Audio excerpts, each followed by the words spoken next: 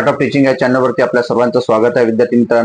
विद्यार्थी मित्रांनो, डीएड आणि बीएड विद्यार्थी मित्रांना ज्यांचं झालं आहे त्या सर्व विद्यार्थी मित्रांना पुन्हा आनंदाची बातमी आहे की ज्या जाहिराती पेंडिंग आहेत त्या एक जाहिराती वेगवेगळ्या जिल्ह्यांच्या आपल्याकडे येत आहेत। विद्यार्थी मित्रांनो, आपल्याला माझ्या व्हिडिओच्या ज्या डिस्क्रिप्शन बॉक्समध्ये जे काही लिंक टाकलेली आहे स्नेनिल्स आर्ट ऑफ टीचिंग या टेलिग्राम चॅनलला आपण जॉईन व्हा। त्यावरती आपल्याला हे परिपत्रक आणि कोणत्या जिल्ह्याची जाहिरात आली आहे ते जाहिरात सुद्धा आपल्याला मिळून जाईल। विद्यार्थी मित्रांनो, यासाठी हा व्हिडिओ बनवत आहे की जे अमरावती जिल्हा, बुलढाणा जिल्हा, यवतमाळ जिल्हा, इतर जे जिल्हे आहेत, ठाणे जिल्हा, या सर्व लातूर जिल्हा या जिल्ह्यांच्या जाहिराती आलेल्या आहेत विद्यार्थी मित्रांनो, आणि येऊन गेलेल्या आहेत।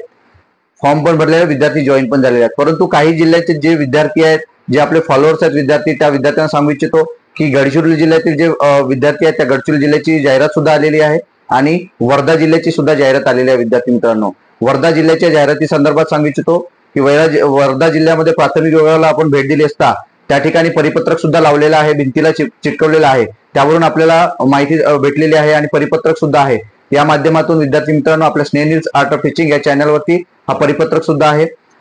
1 ऑक्टोबर पासून म्हणजे कालपासूनच ही जाहिरात आली आहे आणि अर्ज भरण्याची सुविधा पण उपलब्ध आहे।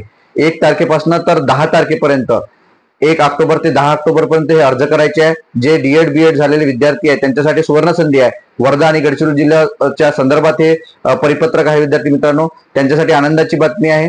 आपल्याला माहिती आहे मानधन हा 15,000 ते 20,000 रुपये मानधन आहे विद्यार्थी मित्रांनो, आणि त्यात सीटीईटी ची काही गरज नाही आहे, परंतु गुणवत्ता यादीनुसार, पर्सेंटेजनुसार हे यादी लावणार आहेत विद्यार्थी मित्रांनो, हे आपल्याला माहिती आहे।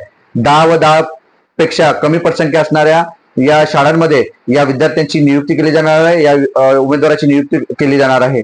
जेव्हापर्यंत भरती करण्यात येणार नाही तेव्हापर्यंत या विद्यार्थ्यांना 1 वर्षासाठी नियुक्ती देणार आहे। त्याच्यानंतर जर भरती झालीच आणि त्या ठिकाणी जर शिक्षक आला तर त्याची त्या नोकरी, त्या जी काही असेल पदस्थापनाची काढून घेण्यात येणार आहे। विद्यार्थी मित्रांनो, याकरता जे वर्धा आणि गडचिरोली जिल्ह्याचे विद्यार्थी आहेत त्यांनी आवर्जून या तारखेमध्ये फॉर्म भरायचा आहे, 1 ऑक्टोबर ते 10 ऑक्टोबर पर्यंत। विद्यार्थी मित्रांनो, आपण नवीन असाल तर माझ्या या चॅनलला सबस्क्राईब करा आणि टेलिग्रामच्या चॅनलला सुद्धा जॉईन व्हा। लिंक डिस्क्रिप्शन बॉक्समध्ये दिली आहे। परिपत्रक पाहिजे असल्यास आपण या चॅनलला आपल्याला परिपत्रक सुद्धा मिळून जाईल। विद्यार्थी मित्रांनो, आपल्याला हा व्हिडिओ कसा वाटला हे मला कमेंट बॉक्समध्ये कळवा आणि माझ्या या चॅनलला सबस्क्राईब करा। धन्यवाद।